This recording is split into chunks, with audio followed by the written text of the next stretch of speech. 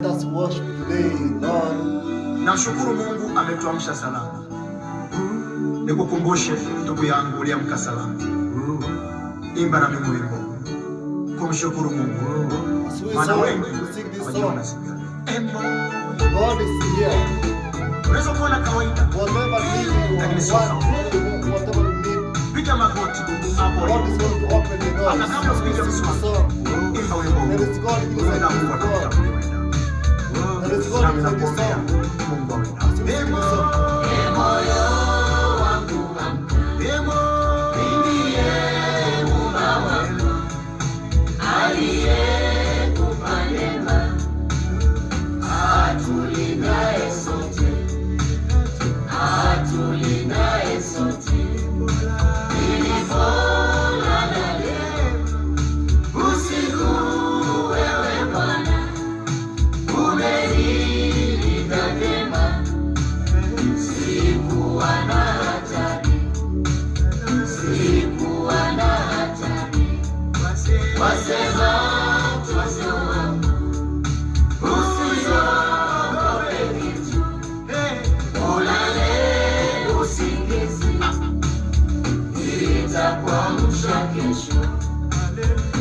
Nitakuamsha kesho, nimevipata vile ulivyoitendea.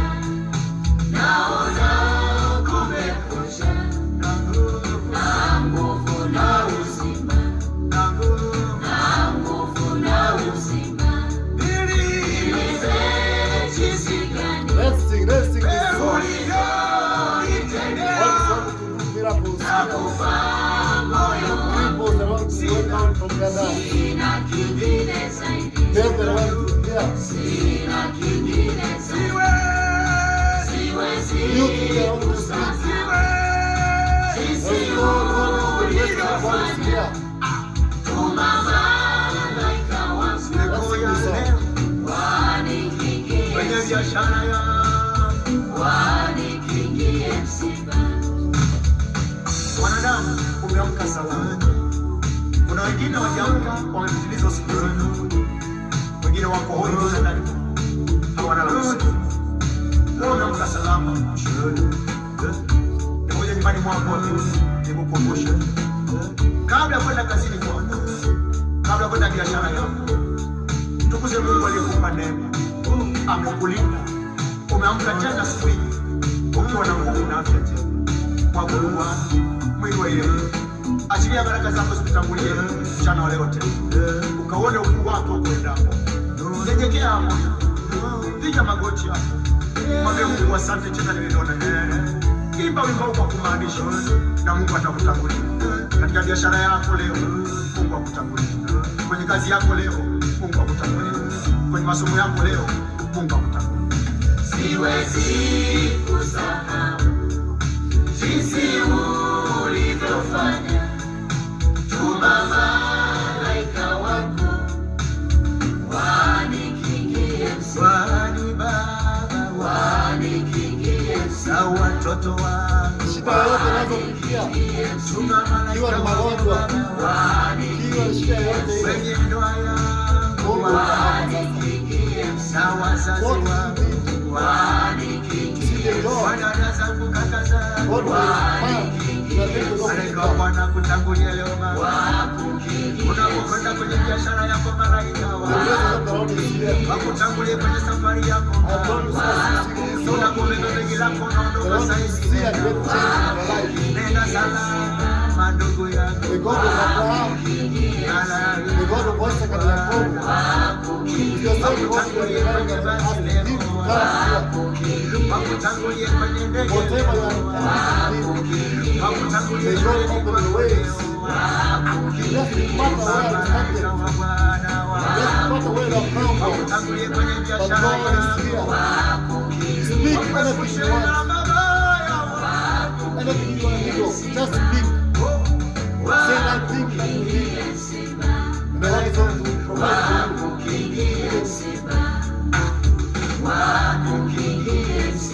Damu ya Yesu tutakuwa. Damu ya Yesu. Praise the Lord. Amen. Praise the Lord. Amen. God is going to do miracles here. It is another day that we have gathered here.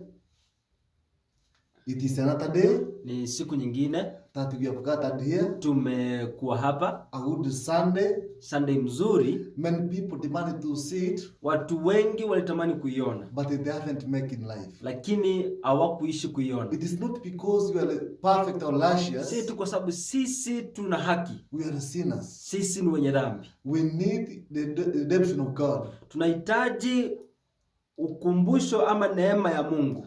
Now, sasa, before we continue, kabla tujaendelea, can we pray? Tuombe. Let's bow down for our prayer. Almighty Father, who art in heaven, we have come before you. We are sinners. Forgive us our sins. May help us in every situation and in every circumstance. As we are going to hear your word, let's praise our listeners. Let's praise those who are looking at our viewers from all the world, wherever they are, so that they can know that the only way in this life is Jesus Christ. I know, God, the way to the cross, it was not easy. You passed through a lot. Yes, Lord. But Lord, it is because for us to get the redemption of sin. Yes. Thank you for this morning. As we are going to start now, let us start with you. Yes. Until we finish, we shall praise your name. I pray this, believe in the name of the Father, the Son, and the Holy Spirit's name. Amen. Amen. Thank you. It's another good morning. Let us go to the word. Asubuhi njema, tuingie kwa neno. And get exactly what God needs us to do. Tujue hakika nini Mungu anataka tufanye. Let's go to the book of Malachi 3. Tusome kitabu cha Malaki 3. Kwanza mstari wa kwanza. Tukianzia mstari wa kwanza kwa lugha ya Kimombo, Biblia inasema, yes. Look, I am sending my messenger. Look, I'm sending my messenger. And he will clear up. And he will clear up a way before me. A way before me. And suddenly, the true Lord, true God, whom you are seeking, whom you have been seeking for, will come to his temple. Will come to his temple. And the messenger of the covenant will come. Yes. In whom you take delight. Yes. Look, he will certainly come, says Jehovah Armies. Jehovah of Armies. Okay. Yeah. Stop there. Behold, I will send my messenger. Sikiliza, natuma mjumbe. And this messenger will prepare the way before the class. Na mjumbe huyu atakuja kutengeza njia kwa sababu ya Kristo. And this is not a messenger. Na mjumbe mwenyewe ndo huyu. Now, sasa, the way to heaven. Njia kuelekea mbinguni. What are we supposed to do? Nini ambacho tunafaa kukifanya? We separate ourselves from sin. Tujitenge na dhambi. Sexual sin. Dhambi ya kusinzi. Immorality. Kufanya dhambi kinyume na ndoa. Lying. Kudanganya. And other many sins. Na dhambi zinginezo. You are aware that it is against God. Unajua kwamba hiyo iko kinyume katika mapenzi ya Mungu. So without holiness, bila kukua, bila utakatifu, no one will see God. Hakuna mwenye atamuona Mungu. The only one who will see God, mwenye atamuona Mungu, they are the one who are holy. Ni wale ambao wanaishi kwa haki. You see whatever is happening to the world. Unaona kila ambacho kiendelea kwa ulimwengu. Look to even the up countries. Ukiangalia nchi zile zingine, the developed countries, zile zimekuwa kama Marekani. Yes, there is wars. Kuna vita. What that implies? Hiyo inaonyesha nini? The second coming is near. Utukufu ama kurudi kwa pili kwa Mwenyezi Mungu karibu. Russia. Huko Russia, is fighting with Ukraine. wanapigana na Ukraine, And also na kwa hivyo is fighting with Iran. na kwa hivyo Israeli pia inapigana na Iran. We have gone far. Tumeenda mbali. Look at our country. Tuangalie hapa Kenya kwetu. There is fightings each and every day. Kuna vita kila siku, maandamano katika jiji. Youth are dying. Vijana wanakufa. It is because ni kwa sababu we have not understood hatujaelewa the time we are living. It is a critical time of end time. Wakati tunaishi sasa ni wakati mgumu ambao ni wa mwisho. Look at the church. Tuangalie kanisani. Pastors, which message are giving out to the people? Mapasta wanahubiri ujumbe gani kwa watu? They are preaching about prosperity. Wanahubiri kuhusu kuendelea. They are not ready to teach people how they're supposed to live. Hawataki kufundisha watu vile wanaishi. Ladies are walking naked in the church. Wasichana wanatembea uchi kanisani. Even old men, women. Hata wanawake wakubwa. They don't want to tell them the truth that stop this what you are doing. Hawataki kuambia ukweli, kila ambacho wanafanya si haki kwa Mwenyezi Mungu. Giving tithes and offerings. Kama wanapeana sadaka kanisani, hiyo ingine haituhusu. The rest is history. So, kwa hivyo, who will help this? Nani atasaidia hawa? You can see pastors in the streets. Tunawaona mapasta kwa vitongoji na vijiji. Even the matatus. Tunawaona kwa matatu. They are preaching and at the end of the day, wanahubiri na kwa mwisho wa siku they are asking you for sadaka. Wanataka sadaka. Now, sasa do you know where they worship? Unajua kwenye wanashiriki. So is this gospel has been like a business? Hii ujumbe ya Mungu imekuwa biashara siku hizi? That's the question. Hiyo ndo swali. Can you ask yourself? Jiulize, where are we heading to? Tunaelekea wapi? So the Bible says in the book of Deuteronomy. Biblia inasema katika kitabu cha ukumbusho, Deuteronomy. Marudio. Deuteronomy ni Torati. Kumbukumbu la Torati. Kumbukumbu la Torati. Yes.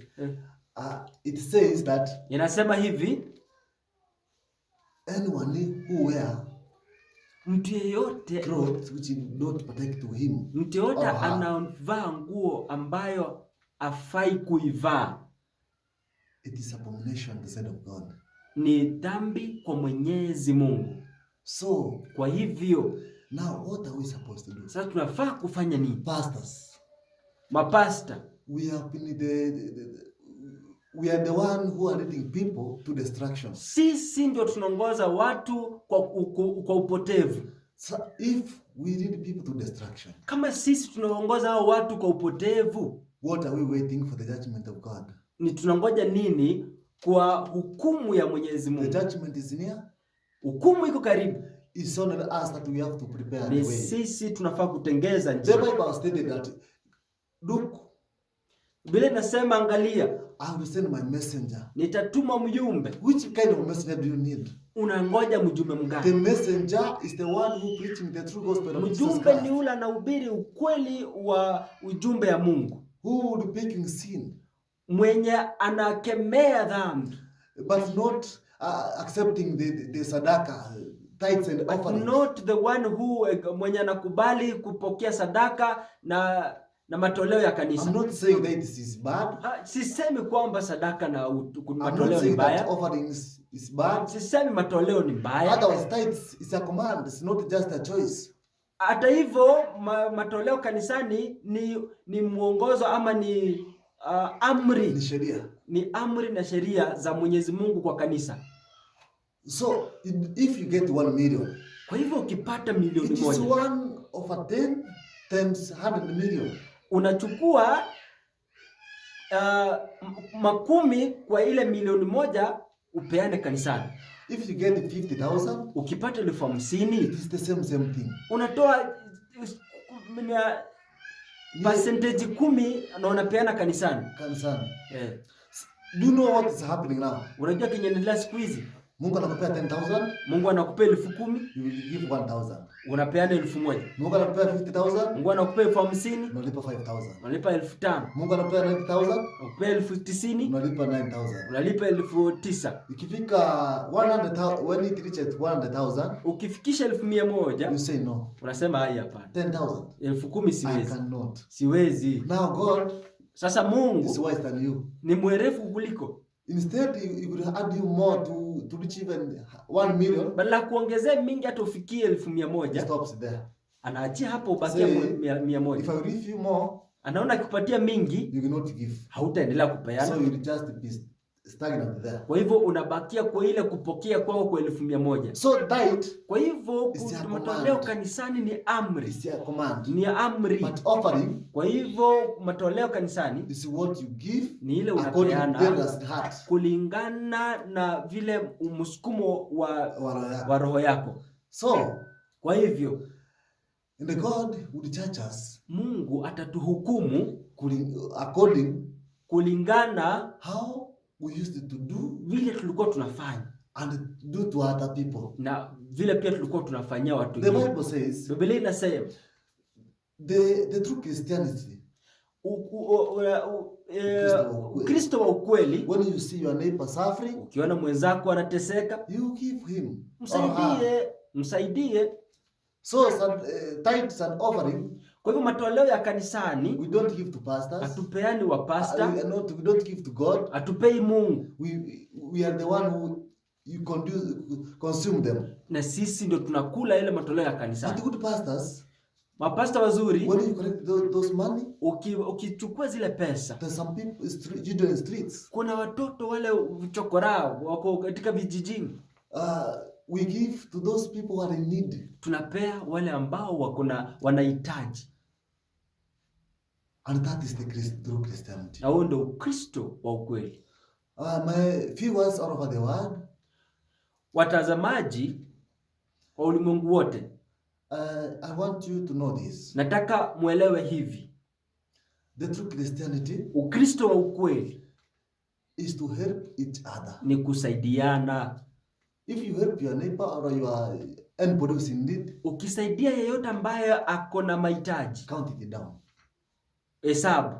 God of heaven, Mungu aliye juu, the God of Isaiah, Mungu wa Isaya, the God of Daniel, Mungu wa Danieli, the God of Elijah, Mungu wa Eliya, who went to heaven with Ketus fire, mwenye alienda mbinguni kwa cheche za moto, and he never saw death. na hakuona kifo. He sees you. Anakuona. When he sees you, Wakati he anakuona, will feast you in a tremendous way. atakuja akusalimie kwa njia ambayo wewe uweze ukaielewa. My viewers, Watazamaji,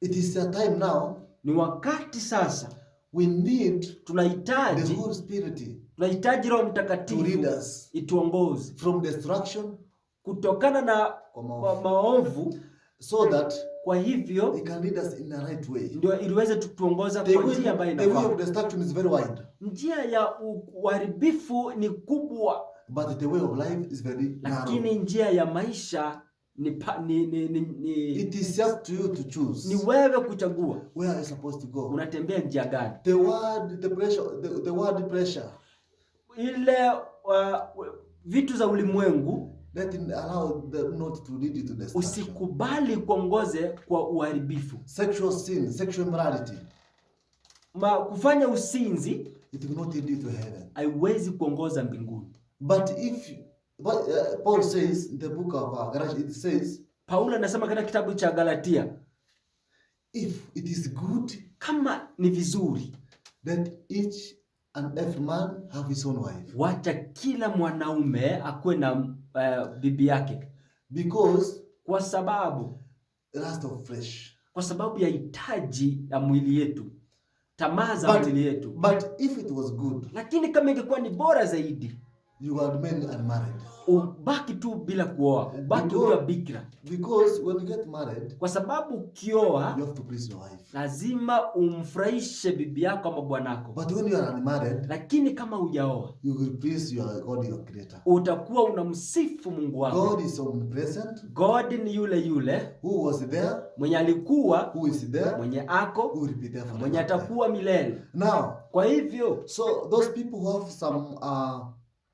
some mahitaji, those who have some needs, we are going to pray for you, tunaenda kuombea, and God Almighty is going to work. na Mungu ataenda kufanya If makubwa. God can raise cripples, kama Mungu anaweza akaponya wale ambao hawajiwezi, wako viwete, if God can make blind to see, kama Mungu anaweza fanya wale ambao waoni kuona, if God can make mute to speak, if God can, Mungu anaweza fanya miti iongee, if God can make mute to speak, kama Mungu anaweza fanya mtu awezi akaongea, then sasa what is your problem now? Wewe shida yako ni gani? Hitaji lako ni If gani? God dissolves tumors, Yes? God dissolves tumors. Mungu anatoa mavimbe kwa kichwa, kwa mwili, yanayeyuka. What is your problem? What are you worried? Is it a job? Je, ni kazi? Je, hiyo ni kazi kwa Mwenyezi Mungu? Is it a job? Hiyo ni kitu kubwa kwa Mungu? Is it a husband? Hiyo ni uko na shida mwanamke? Is it a wife? Ni mwanaume? Is it a business? Ni biashara? Is it that's a small thing in God. Hiyo ni kitu kidogo kwa Mwenyezi Mungu. So whatever you need of, kwa hivyo ile taji lako, we are going to pray now. Tunaenda kuomba sasa hivi.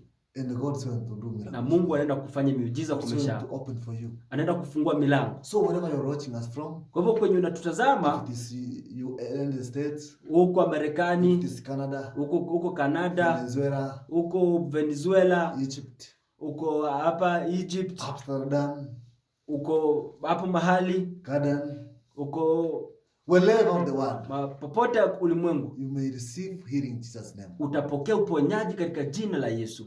Jina la Yesu, ni ngome yangu, nitamkapo jina hilo, ngome nyingi nashinda. Jina la Yesu, ni ngome yangu, nitamkalo jina hilo, ngome nyingi nashinda. Ewe Mwenyezi Mungu, muumbaji wa mbingu na ardhi na vyote vilivyomo, tumekusanyika mara hapa asubuhi ya leo Mungu. Yes, Lord. Angalia wana wako wamekuja katika madhabahu takatifu. Wameacha kazi zao na biashara zao na mahitaji yao Mungu nyumbani. Yes, Lord. Wameacha wake zao na waume zao Mungu. Wamekuja kwa nyumba yako wakijua wewe ndio Mungu uliye hai Mungu. Wale ambao wana kazi ukapata kuwapatia kazi. Wale ambao wana watoto Mungu ni mataza Mungu ukapata kufungua tumbo zao. Wale ambao hawana wachumba Mungu ukapata kuwaunganisha na wachumba wao. Mungu ukapata kuwasaidia kuwatimizia ndoto zao. Ninajua kuna wale ambao wamekosa school fees Mungu ukapata kuwatualizia Mungu. Kuna wale hata saa hii mchana wale wajua wanaenda kukula nini Mungu. Yes, kwa watualizie wageni kutoka mahali popote pale Mungu akapata kupatia chakula Mungu. Yesu Kristo tunakuomba Yesu Kristo Mungu kuomba ya kwamba yale ambao ulifanya katika mji wa Kapernaum, yale umfanya katika mji wa Yerusalemu, ni yeye ule Mungu ndio tunaomba leo unaenda kutekeleza Mungu. Wale ambao kuna maufimbe katika migongo katika vichwani mwao Yesu kapate kuyeyusha yote katika jina la Yesu. Wale ambao ni wagonjwa katika miilini mwao Yesu, migongo inauma, kichwa inauma, kifua inauma, tumbo inauma, miguu imefura, Baba kupata kupokea uponyaji. Tunaposema hivyo ndivyo itakavyokuwa Mungu. Kupitia neno lako la Yesu Kristo Mungu ulituma msalabani kwa sababu dhambi zetu Yesu Kristo. Kama sio Yesu sisi hatungekuwa hai Yesu. Yes, Lord. Ndiposa ukaona ukatuma mwana wako Yesu Kristo ukapata kutukomboa katika utumwa wa dhambi Yesu Kristo. Yes, Lord. Tusaidie mchana wa leo, tusaidie siku ya leo. Wiki mzima Mungu hadi tamati kama tunataka Yesu Kristo Mungu. Tutakushukuru na kusema na asante Mungu. Asante kwa sababu ya siku ya leo. Umetenda na umejibu Yesu Kristo. Na katika wiki ijayo Yesu, watu wakuja na ushuhuda tunataka kusema ni asante. Ni ambacho tumeomba tukiamini katika jina la Yesu Mungu wetu. Amen. Asanteni sana. Mungu awabariki. Mkifika majumbani, mkule vizuri, mlale vizuri, mkuwe na amani ya Bwana katembee na nyinyi. Kwa majina ni Apostle Hezbon Mbaka na mwenzangu mimi naitwa Mwalimu John Bishop Ayema. Tunawatakia kila la heri. Mungu awabariki. Tulisema namba zetu kutaka kutupata ni 0795 165 999 195 165 999. Ama ukipenda unaweza piga pia simu kupitia namba yangu 0725 721645 0725 721645. Neema ya Mungu ikuwe na nyinyi. Shalom, shalom, shalom. Amen.